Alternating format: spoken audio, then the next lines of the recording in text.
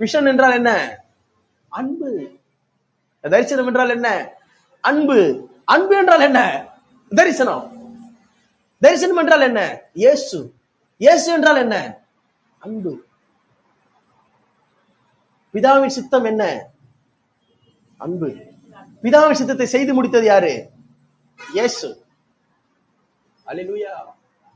தேவன் அன்பாகவே இருக்கிறார்.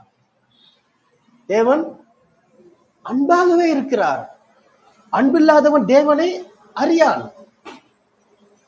தேவனை ஒருவனும் ஒரு காலம் கண்டதில்லை. பிதாவின் மடியில் இருக்கிற ஒரே பேரான குமாரனே அவரை வெளிப்படுத்தினார். அந்த அன்பை யார் வெளிப்படுத்தினது? இயேசு.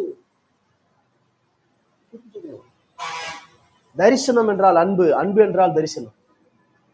அன்பு என்றால் தேவன். தேவன் என்றால் இயேசு.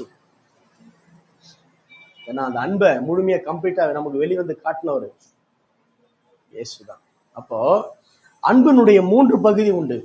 முதல் பகுதி என்னன்னா, அன்பு நிறைய பேருக்கு புரியாம இருக்கிறாங்க. அன்புனா என்னன்னு தெரியாம இருக்கிறாங்க. கம்ப்ளீட்டா தெரியாம இருக்கு. அன்பினுடைய அளவு இருக்குது. நான் மறுபடியும் சொல்றேன், அன்பினுடைய அளவு தான் மாறும். அன்பு மாறாது. என்ன சொல்லுங்க? அன்பு மாறாது.